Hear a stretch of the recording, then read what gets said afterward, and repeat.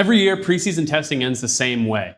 Nobody knows how fast they are, and yet everyone is panicking. The drivers say their car is bad. Other teams are pointing fingers saying they're faster than we are. Fans are trying to decode the lap times from PST like it's the Da Vinci Code. And yet, the engineers, even though we can't really decipher anything, are really the only ones who know where they sit in terms of relative pace. So today, we're breaking down the biggest comments from preseason testing. Who's pointing fingers at who's actually fast, and where they're going to slot in qualifying in Australia. But before we get going into that, I want to start off with some of the big headlines that we got from the 2 weekends of preseason testing. The first one that really jumped out to me was the comments that we got from probably the two most influential drivers on the grid, and that's Lewis Hamilton and Max Verstappen. Lewis Hamilton went out first and said the car drives real slow. It's like he's in GP2. Obviously, Lewis kind of forgetting that they call that Formula 2 now. But and then Max doubled down on it and said, this is like Formula E on steroids. So the first thing I want to ask you, dude, is this an issue for Max? Is he actually raising a red flag here? Or do you think this is more just some of that preseason testing politicking? No, I think this one really is a big issue. Max is hitting the nail on the head that this is going to become a management competition, and they are not going to be driving these cars flat out over a lap. I think that's kind of a shame. I think the FIA, or Formula One rather, really needs to reinvest in this reg set looking forward to 2027 and onward, and kind of adjust the energy harvesting rules that they've set out for this year. And I love how people are really putting pressure on Lewis. You know, every time somebody's asked who this new reg set is going to fit, everybody's thinking back to those smaller, lighter cars from the 2010s and how Lewis just, fits so well in those. And now everybody's assuming Lewis is going to carry on with that sort of four-wheel drifting confidence in this new reg set. I think that's well-founded. I think he will thrive, but I love that pressure is being pushed onto him as a 7-time world champion. It is kind of funny that you got a grid of 22 drivers, and because so few of them were actually on the grid back during that time in the 2010s, I think it's interesting that they all go to the comfort zone of, well, Lewis drove a car kind of like this, so he's probably going to benefit the most. But realistically, like, a lot of these different drivers are probably going to be totally fine with this. Yeah, I mean, you look at how many of these guys were recently in Formula 2 and how those are lighter, smaller cars with less mechanical grip. Yeah, especially guys like Arvid, Kimi, Isaac, very recently in a car like that. Obviously, they got to, especially Isaac and Kimi, they got to unlearn everything they learned last year about how to drive the car. Yeah, I'm going to backtrack on something I said in a previous episode and say that I think Oscar in particular is going into a really rough transition, having come from F2, kind of the furthest back of the new drivers, having gotten used to this massive increase in downforce over the last 2 seasons, and he's got to go right back to sliding around on narrow tires. Yeah, definitely. That's going to be a big transition. I think it goes back to something you've said a couple of times on the pod, is driver bandwidth and who's going to succeed the most from that. So going back to what we were talking about with Max, what I kind of see there is he's probably the driver best suited to withstand the bandwidth from this that is going to be demanded from him, because you talk about the energy harvesting, energy deployment, trying to manage a race. It's funny that he is the one that's probably being the most vocal about not really liking this current reg set, when realistically, he's going to be at the front probably in terms of understanding how to manage this, especially going to his sim racing. Something where he can use that to his advantage, because he's going to have it all kind of figured out on each track. Whereas I think a lot of drivers, looking at Lewis, for example, who doesn't like to do the sim, is probably not going to have it all mapped out in his brain where to harvest, where to deploy, as somebody like Max would. I think the driver that's going to cope with the changes the best, being the most critical, really highlights how big the issue is, because even though you're good at something doesn't mean it's going to be fun. And yes, if Max is out there winning races, he's going to start to like these cars. But if he's not able to fight, if he's not able to push lap after lap, which we pretty much know he won't be able to, Red Bull has an exit clause in his contract that could see him out before 2027. And granted, he would need that to activate, which might be a long shot. But if it does, do you think Max leaves F1 after this season? So before I answer that, I think there's a segue here. I had intended on asking you if Max is at the front of the grid, because he has even gone as far as to say that even if this car is at the front, it doesn't necessarily mean he's going to enjoy driving it. Now, the thing is, I understand Max loves driving. Everything he does is driving. He's not like one of those people where this is his day job and then in his free time he likes to go golf. Everything is about driving, no matter what the vehicle is. So I understand the reluctancy to say that if Max is winning, if he doesn't enjoy driving the car, it's not going to matter. But in my opinion, if Max goes out there and wins 10 races this season and is crushing the field, I have a hard time believing that he would walk away from the sport. So I guess in a roundabout way to answer your question, there is some danger there for him to walk away. But I think that Max enjoys winning more than he enjoys driving. Because we never heard any comments like this. People had speculated, but it was never really coming from Max that he would move on from Formula One. True. So I think if he's winning, I don't think we have anything to worry about.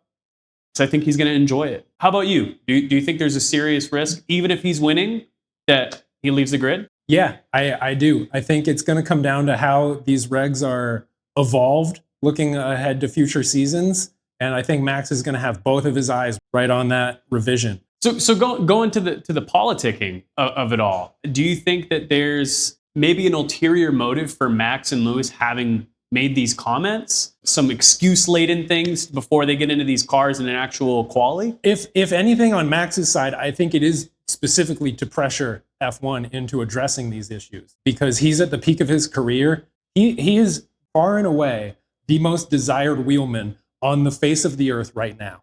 For sure. If he steps away from Formula One at the end of 2026, he can drive anything he wants, anywhere, for 2027. It's true. So I think it's really putting the pressure onto F1 to fix this and bring Formula One back to the pinnacle of motorsport, because we're kind of going to take a year off from that. Right. And the thing is with, both Lewis and Max being the ones saying these, like I said, probably the two most influential drivers on the grid in terms of their influence, not only, out in the world, but on the FIA in particular. That's half of the world championships over the last 20 years between them. More than half of the world championships. More than half. Yeah. Over the last 2 decades. It's 11. Yeah. Complaining about the cars. While we're on that, Lewis, if he has another rough season at Ferrari, if all the glam and glitter that we've seen from preseason testing, all the promise, if it's just Ferrari's year and all over again, and the hopium just comes right out of it, and Lewis has another bad season, is he sticking around for 2027? I don't think so. So Lewis said very recently, I'm not going anywhere regarding after 2026. Granted, we've seen how Lewis's attitude can evolve over a season. At the start of the season, he's saying Charles is faster, let him go through in Shanghai. Yeah. And he's being a team player, and then in the sprint, he wins the sprint, and he seemed much more positive, much more willing to be adaptable and patient on upgrades. But when Ferrari later in the season made upgrades that were not actually upgrades, it seems like he ran out of patience. So I don't think it's off the table. I think it's unlikely that he bows out. But if Ferrari really brings the struggle again this year, it's a possibility. So yeah, another hypothetical, let's say Ferrari is on top of the car this year. Let's say Ferrari's right up there, top 2 teams this year. Lewis gets on top of the car, has a good season, but gets absolutely dusted by Charles. Then what does Lewis do? Does he stick around with Ferrari, helping them fight for a Charles world champion if Charles has set himself out as the clear number 1 driver, or does he duck out? That's an interesting question, because you got to think somewhere in the back of Lewis's head, chasing, and I mean, he's already caught Michael Schumacher, but surpassing him would be something entirely different in terms of world championships. So I think that's probably got to be the forefront of his mind. If Charles dusts him in the same car in a new reg set that a lot of people thought would be more suitable to Lewis, That's an interesting thought. I don't think he would retire, though. I think he would give it another go. Because you got to imagine, if you're a Formula One driver, these guys have the utmost confidence in themselves. Yeah. So I think he would absolutely feel that he has the capability to adapt and take that car to the front of the grid next season. I agree completely. I don't see Lewis getting shaken by being dusted one season in a new car. Yeah, agreed. The next thing I wanted to talk about, moving into some more of the chatter from PST, because at the end of the day, that's really most of what PST is. You can't really look at the lap times and discern anything from them. Sure, you can see who's bad, Aston. You can see who's in that front. Like you get more of a delineation of the packs, not so much the exact who's who. One of the things that is constantly happening in PST is what you and I like to call the finger pointing Olympics. What were your takeaways from that? Because from what I saw, everybody was pointing fingers at Ferrari and a little bit of Red Bull early on, but everybody was pointing fingers at Mercedes. Yeah, I think Ferrari really turned it around. Ferrari had the biggest fingers in preseason testing. They were pointing 2 at Mercedes and 1 at Red Bull for sure. Yeah, the long run pace on the Red Bulls, nobody can shut up about the long run pace of the Red Bulls. Yeah, very, very weird. More of that is to do with Max's ability to extract the most out of the car right off the rip.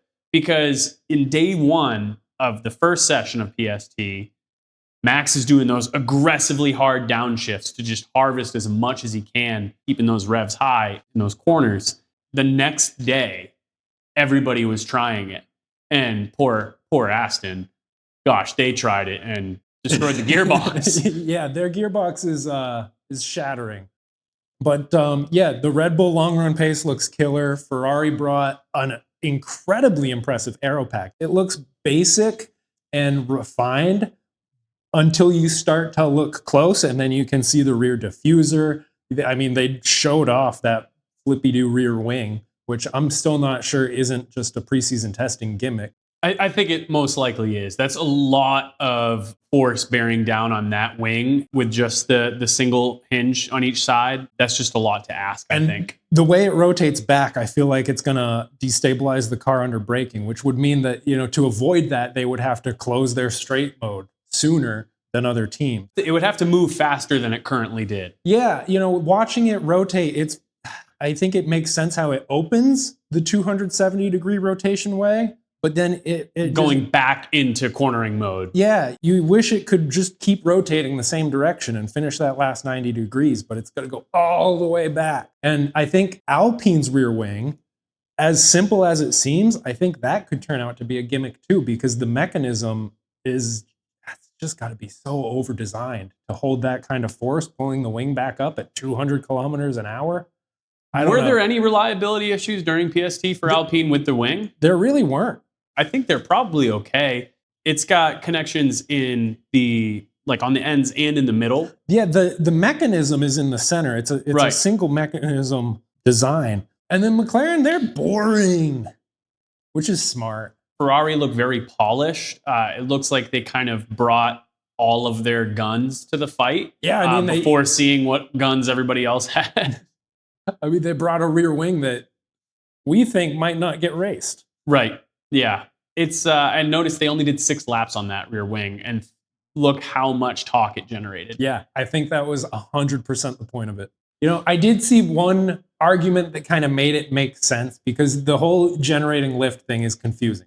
Generating lift generates drag, but it's cleaning up the dirty air that's coming off that fancy new diffuser. By lifting the back end of the car, it reduces some of the load on that rear diffuser. So it might have some merit, but gosh, does it look like a gimmick. Speaking of that diffuser, I don't want to spend too much time on this, but did you see how much that blocks the exhaust? Well, so that's actually, I guess that is part of the diffuser. It's almost a separate plate, and it's so interesting how they've really built their entire rear end around being able to have that tiny little plate block half the exhaust. Whatever performance they're gaining from that has got to be monumental. I think talking about the finger pointing is a really great segue into we had an off-camera discussion at length about sandbagging. And I had planted my flag in the ground that sandbagging was not real, and that it doesn't make sense to do it because for the teams, especially in a new reg set, the data is so valuable that it doesn't make sense to throttle yourself and lose out on data just so other teams don't know what you're doing, because we're talking about the highest paid engineers on, I shouldn't say on Earth, but some of the best automotive engineers on Earth. Yeah, they're not actually paid that crazy on the mid-team level. Right, yeah, true. They're there because they want to be. Well, I mean, there's still engineers making, I'm sure, for most teams, 7 figures. Yeah, you've got the head designers, the aerodynamicists. So those guys are sitting on the pit wall looking at the data that is readily available to everybody, and because they know all the throttle inputs, the brake inputs. They can see when people are braking and hitting the throttle, and I'm sure they probably can't deduce the energy recovery yet. They can, but not from telemetry. They would have to actually look at the lights on the back of the cars, which they are definitely doing. They are going to be able to deduce from that telemetry data, really probably to within a few tenths, how quick these cars actually are. I don't think you can show up to PST and throttle yourself. I mean, because you can hide it in fuel loads and engine modes and things like that. But I don't think you're going to be able to hide a quick car and get good relevant data and have it be worthwhile. I feel like the smoke screen of sandbagging in PST is a little bit overblown. I think sandbagging had a good run from 2014 to 2025. In the spirit of what sandbagging tries to accomplish, it still exists. But it harkens back to what Charles said about hiding performance. And these engineers can absolutely hide performance on test runs from each other by changing variables that other teams can't see. Mostly the fuel loads. And over the past seasons, there have been 2, 3, maybe 5 different ways for teams to mask this kind of performance in preseason testing. It harkens back to what Charles said about how they used to be able to hide pace 2 or 3 different ways in preseason testing. And now they've got 15 or so different ways that they can hide what they're looking at from the other teams.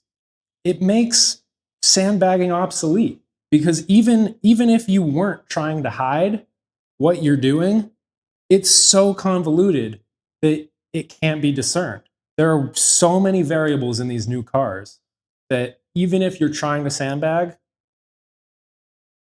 and it's not doing anything. In addition to that, too, the whole point of the term sandbagging in basically every other sport is saying that you are intentionally reducing your performance to gain a competitive advantage. I didn't see an advantage to be gained, especially when you look at all the teams are sandbagging. If everybody is doing their own version of this, then nobody's sandbagging. It's kind of ironic in that way that if everybody's doing it, nobody's doing it. And then on top of that, I had thought that there was no advantage to be gained. But with the FIA coming down hard on Mercedes engine, I'm not so sure that sandbagging is dead. Yeah, there's definitely an advantage to hiding things, not just from other teams, but also from the governing body. That's what I had overlooked, for sure. It's largely about protecting intellectual property, because Adrian Newey can look at a front wing and see what he missed on his. It takes him 2 minutes. If you give him those 2 minutes on day one, that's an extra week advantage. So there are those advantages, but they're small and they're expensive. The other thing, too, about the development paths is I think for the most part, because of how the cost cap is now, most of these teams have already kind of locked themselves into certain development paths, which makes it difficult to pivot to different ones because I think the teams already know multiple steps down the line what their upgrades are going to look like. Yeah, you look at teams like Red Bull, Audi, they definitely have a design philosophy that they've started with. Aston Martin, yeah, they're very much down some kind of road. That's just an engine thing, though, that I think could be sorted because I think if you look at the aerodynamics of the car, that car is aggressive. They're aggressive, exactly. So they have a design philosophy that they've gone with, and I don't think that they're going to be able to turn around. Granted, like you said, I think that aero package is going to turn out to slap. It's an Adrian Newey car. they're dealing with some power issues right now. Right. But some other teams have kept it pretty simple. McLaren's left a lot of doors open. Williams has left some doors open. The Racing Bulls have left a lot of opportunity on the table for changing their car. It's very cooling. It's very cooling centric this season. Wide airbox. It's not that streamlined. You can tell they're going for thermal efficiency over aero efficiency. Red Bull went the other way. Right. They're keeping it very streamlined. Their cooling All is right. very. You for sure have no idea what he's saying right now. Too central. Just look at the camera. Pretend to know. Repackaged a lot of it'll look smart. A lot of the cooling components above the engine. That was too much crap that we're going to cut. Okay. Yeah, I kind of zoned out for a second there. You lost me. I was like, whoa. When you're editing it, you can just take my audio and just make it get quieter and do one of those things. Oh, and then I can voice over, do yeah. Man, I have no idea what he's talking about right now. I'm just gonna try to look at the camera so it looks like I know. Oh, dude, what he's talking about. That's actually pretty good. That would be pretty funny. Okay. We got to have some more ha-has in there. That's not untrue. We could use some ha-has. We're on the same page about sandbagging. Before we move on from that, I did want to get your take on, because we didn't really touch on it too much. We kind of poked it. The Mercedes engine. The whole compression issue, the FIA coming down on it, when it's going to be enforced, how it was enforced with the vote. Can you kind of go over that for the viewers here and give your thoughts on that? I'll try to be brief. It was a masterclass in politicking by Red Bull to purport that they were going to develop this technology for their own powertrain department, get the FIA to scrutinize it, give it a second review after what Mercedes told the FIA they were doing, which Mercedes claims that they were in communication with the FIA through the entire development of this new technology. And I think that's true, but I think what they told the FIA they were doing might not be fully representative of how it works. They are required to be transparent with the FIA once it's finished. But through the design process, I don't think they were clarifying everything quite literally. Wouldn't it behoove them to, though? Because if they're going to do something that they think is a loophole that the FIA could close, why waste a ton of money and resources on it? Well, right now, they've got the first half of the season where they're allowed to use this. Had they been fully transparent with the FIA up front, this might have been banned before they even got it. So they get half a season's worth of maybe dominating everybody. We'll find, you know what? Honestly, we'll find out what kind of performance advantage it was right away. Yep, in a couple weeks. Yep. And I'm really hopeful that they get to dominate with this new engine. I think it's a big old bummer that it's been banned. The FIA invited this. They clearly stated that the engines would be tested at ambient temperatures. These are Formula One engineers. They don't read the rules once. They don't even read them twice. They read them for a month, and they find every hole that they can develop. Mercedes nailed this, and the FIA is taking it away. Yeah. I agree, because like you were saying, engineers don't read what the rules say only. First, they read them for what they say, but then they read them for what they don't say. That's how Ross Brawn put it. It was masterfully done by Mercedes to figure this out.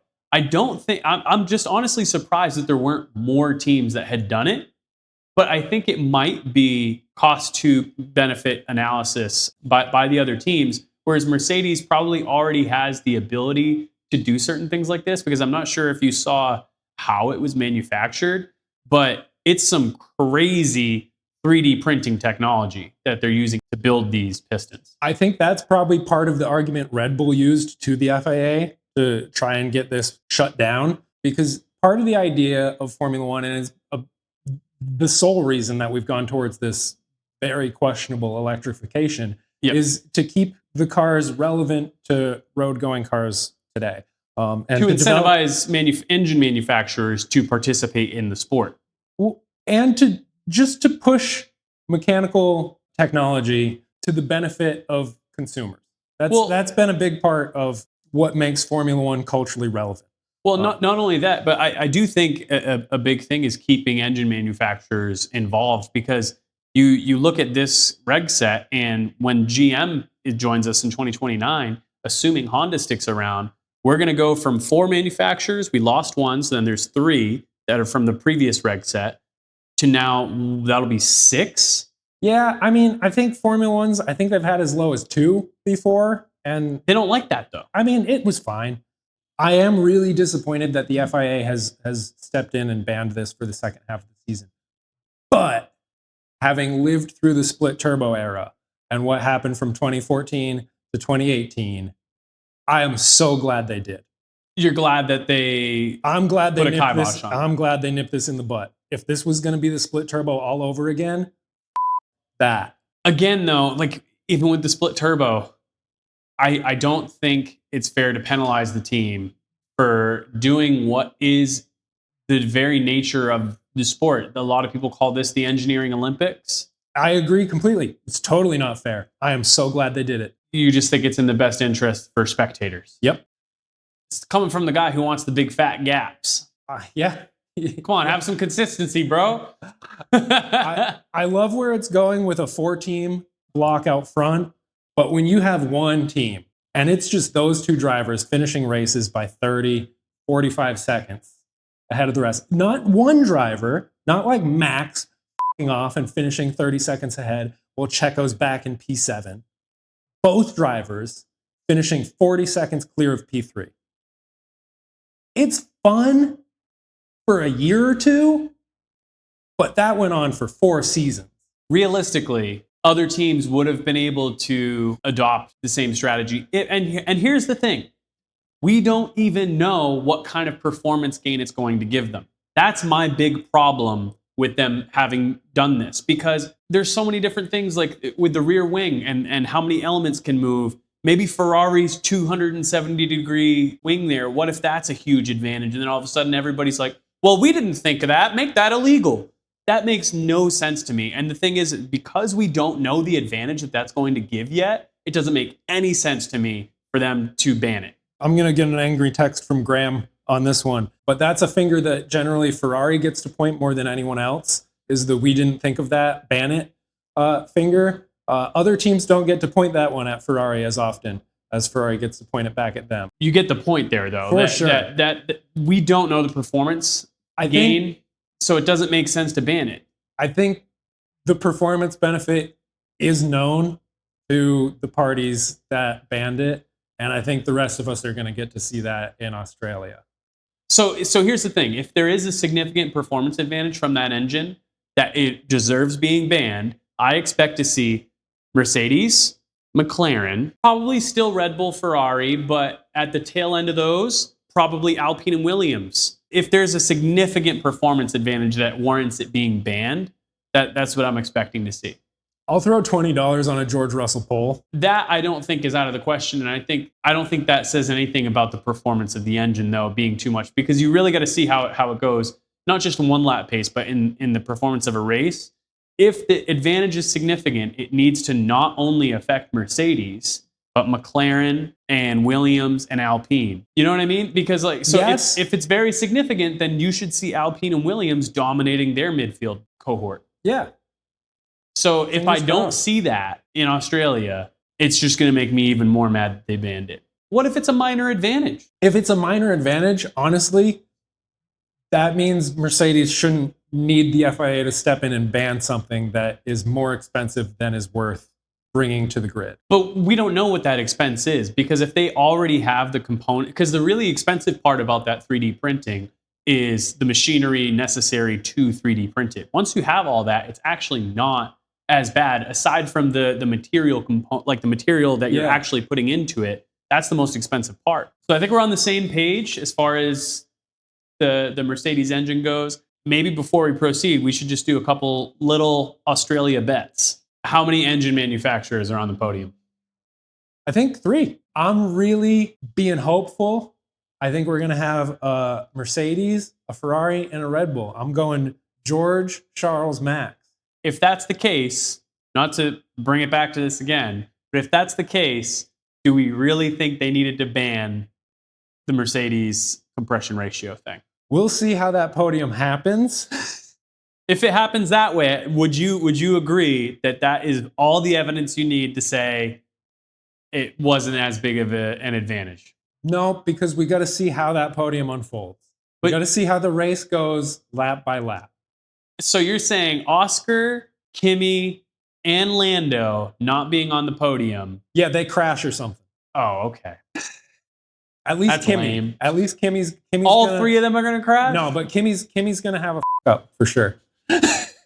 At the front of the pack, obviously, it's those 4 teams. Once again, I do think that the Mercedes engine is going to be better because I believe it was the BBC that published an article that said that Mercedes did not give any of their customers nor themselves the actual engine that's going to be used in Australia. You know they're limited on engines. They're going to have those cranked. Those things are going to be hustling. If it was worth banning, and like you said, we're talking about some of the best engineers out there, and if it went through all this and it ended up banned, more than likely it probably is a significant advantage. And so I'm going to say, I'm not going to say who, but a Mercedes power unit lockout for the podium. Nice. So you're saying 3 Mercedes. I'm going 3 different engine manufacturers. Lock it.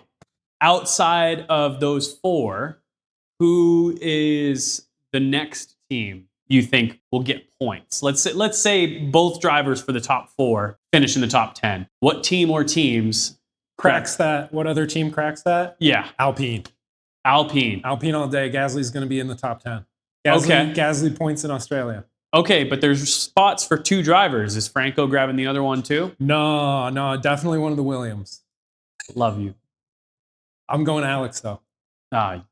Jerk. So my 2 that are also going to crack into the top 10, I actually had the same teams. I was thinking Pierre, but Carlos instead of Alex. Yep.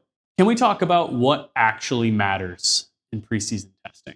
Oh, and also the other thing I want to touch on, the starts. We haven't talked about the starts. Yeah, the starts are a nice dose of Ferrari hopium. I think they're going to be a factor. I'm a big Julian Palmer fan. He rarely misses. He says the starts are going to be critical this year. I'm sold. But this idea that Ferrari could qualify P8 and be leading the race into turn 1 is insane. I don't think it's going to be that big of an advantage because that would require 7 teams all botching the start pretty significantly. Yeah, and not only that, but even if your car is that much faster off the line, you still have cars in front of you. You can't just drive through them. Right. What we saw at preseason testing on the practice starts had a less than half full grid. Right. For the Ferraris to just... I will say that's still representative of if they were in P8 because you generally have 9 to 11 cars in those practice starts. So if Ferrari was at the back of the pack there, that'd be half the real estate to maneuver through that pack. Only if Ferrari was at the back of the pack, because there's still only if there's 9 cars in the practice start, then they can only have 8 cars in front of them. That's the same as qualifying P9. No, but it's 9 cars on the practice start using the full 22 car grid. I don't believe they did. They did, yeah. They went every other or every third grid spot. Did they? They were crazy spread out on the practice starts. It's a safety thing. I didn't even notice that. And they can only have half the cars. Well, then to be honest with you, that's even crazier because when you look at Cadillac and Haas and Ferrari, what they were doing on the start, there was one where Valtteri got like 5 spots, which... I think it was Esteban in the Haas. Valtteri did one too. Yeah? Yeah. No. It was literally all 3 of the Ferrari teams had crazy good starts. Valtteri was definitely the standout. I don't remember hearing about a Sergio one, but it shows you that the Ferrari does have something. Yeah, it has a smaller turbo that they can spool up faster. I think changing the start procedure to help the other teams was a good call. Yeah, I just can't shake my past experience of Ferrari hopium and Ferrari really showing their hand at preseason testing. Ferrari, they're not afraid of being the fastest ones at preseason testing. They definitely don't sandbag. No, Ferrari doesn't sandbag. They don't have a word for that in Italian. No, yeah, exactly. So we haven't really talked about just like some takeaways from PST. Any teams that, surprised you, whether it's in long runs, reliability, whatever you want to touch on? I mean, the two biggest surprises are Ferrari and Cadillac. Ferrari Even more so than Aston? That was a surprise, yeah. But I think coming into a new reg set, it's more surprising when teams nail it, especially a brand new team, than when teams kind of drop the ball. And that's for Cadillac, that's a relative nail it. The perception that Cadillac nailed it hinges on Aston being so bad. It definitely helps. If Aston didn't have its current issues and we were able to see what the aerodynamics of that car are able to achieve on the track because they had a power unit that could push it, I think you'd see Cadillac definitely the slowpoke on the track. Yeah, we'd have a completely different perception of Cadillac right now. I mean, they would be the slowest team on the grid, but by less of a margin than we currently have Aston, and a lot less of a margin. Not only that, but they're the 11th team. That's where they're supposed to be, and the fact that they're not is and that's what I mean. Like the only reason that they're blowing expectations out of the water right now is because somebody else just really did horribly with the new reg set. It's not that they nailed it per se, and I guess that's what I'm contending. I'm not so sure that Cadillac nailed it so much as Aston botched it. No, Cadillac has absolutely nailed this season. They don't have peak performance. They're not going to be They're not even going to be fighting in the midfield, but they've shown up operationally ready to run races. It's very impressive that they've gone from a project on a whiteboard 2-3 years ago in Andretti's office to running laps at preseason testing consistently and efficiently in this era, while a team that just had $1 billion invested into its facilities and hired Adrian Newey is floundering. So yeah, the contrast between the two is definitely part of what makes Cadillac look good, but they are good without it. So the headquarters for Cadillac, pre-existing, and before all this, they already had a ton of money available to them. And on top of that, like this actually harkens back to something I said in our last episode, the predictions episode. Teams starting brand new now have more data and information available to them than any brand new team before. And it's been a while since we had one of these. Haas, I think, was the last one. Yeah. And and honestly, the data available to Haas back then was significantly less. And I think although Cadillac has come to the table ready to rock and roll, I think it's more roll than rock. You know what I mean? I don't mean to put you on the spot too bad here, but what data do teams have access to? What data do new teams have access to now that they didn't say back in 2010 when HRT, Marussia, and Minardi were joining? Sure. So it's just the advanced metrics of the telemetry.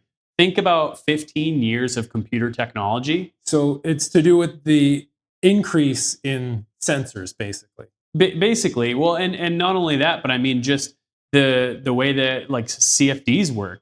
A CFD is definitely better now than it was 10 years ago. That's a great point. Yeah, the CFD correlation 10 years ago was useless compared to what they have today. Bingo, and they were given the highest possible allotment. I think there's just enough available information for them to hit the ground running a little bit better than teams in the past. Not to say that they didn't nail it. That's not what I'm trying to say. I'm just saying that I think our perception is very heavily skewed, not by what they did, but by what Aston did. Had Aston showed up, I still don't see Cadillac showing up and running barely less than double what Aston ran. But again, that is a contrast to Aston floundering. I think that doubles down on what I'm saying is that it's Cadillac's success, I think, is so heavily attached to Aston being unsuccessful. How about a quick vibes check? And I think one thing that you can do with PST that will tell you a lot more than the lap times is look at how the drivers are responding to their cars. Yeah, I mean, I love watching preseason testing. I love watching drivers fight the car or not fight the car. Just watching preseason testing, you can probably pick up a lot more than you can from reading about it. The Audi, it looks terrible. Really? Oh, to drive? Yeah. Yeah. It looks like the steering is really heavy. It looks like the braking is really inconsistent. So you're talking about the lockups and it pushing like a dump truck into the corners, right? Yeah, dude. Oh, man. Yeah, so I think what appears to be lockups and understeer is actually an issue with their energy recovery. No, it is. Yeah. Yeah, and but I think that is a fixable problem that could open that car up. And they took some risks from an aerodynamic standpoint, looking at their side pods, for example. Yeah, I think they bit off more than they probably could chew on the side pod design. It was very German of them to go back to 2021 Mercedes Zero Pods. But all the other teams went away from that for a reason. I mean, Mercedes bailed on it pretty quickly. I mean, so they've showed up with both, because in Barcelona they didn't have those. True, yeah, they had slightly bigger ones. So they still really small. I think it was testing. Speaking of regeneration issues, I think Red Bull probably has the best balance in terms of braking with the electric motor. Yeah, I think Red Bull's probably doing the best job with rear end stability under harvesting, and that's something other teams are going to catch up with. I love how very suddenly we've got American manufacturers here, and we got two of them all of a sudden. We got Ford helping out Red Bull, and then you got Cadillac. Yeah, I mean, Ford's very fun. Ford's throwing their name on it. I'm looking forward to them getting more involved. It's the Red Bull powertrain that built the motor. It's just good maneuvering by Ford. They basically just scooped up Honda's old 2017 engine program. Yeah. Or, sorry, They scooped up Honda's engine program. There you go. Excited for Australia? I'm super excited for Australia. I can't wait. I'm just so stoked for this season. The cars are going to be slower. I hope that doesn't turn off a lot of more recent fans. I don't think you're going to be able to tell as a fan, especially a casual fan. I know, right? You're not going to be able to tell because they're all slower. And they're all still super fast. Yeah, exactly. If they're all racing each other and they all look like this last year and now they look like this year, you're not going to tell. If anything, this is going to fix my argument that there's a gap where they need to bring GP2 back between Formula 2 and Formula 1. We just needed to nerf Formula 1. Get rid of that gap. Preseason is the part of the year where everybody has a heck of a lot to say and they don't actually say anything in doing so. Everybody's going to say other teams are faster or do the politicking. But at the end of the day, we don't really learn anything. The engineers, I think, as we already talked about, already know where they sit. Yep. So we from the sidelines have no idea how this season's going to start, but it's not going to end with the world champion hotline. I agree. I don't think it's going to end with that, but I think McLaren will be better than I think people. Nobody's talking about them, which I think is good. It's really good for both of the drivers in particular, especially Oscar. Quieter things stay for that kid, the better right now. That's the most we can guess until we see qualifying in Melbourne. I mean, guessing's the most fun we can have with this anyway. If you've got any guesses or if you think we had any stupid ones, tell us in the comments below. Hit the like button, subscribe for the next video. We'll probably be back with a Melbourne recap. All right, thanks so much, guys. We'll see you next time.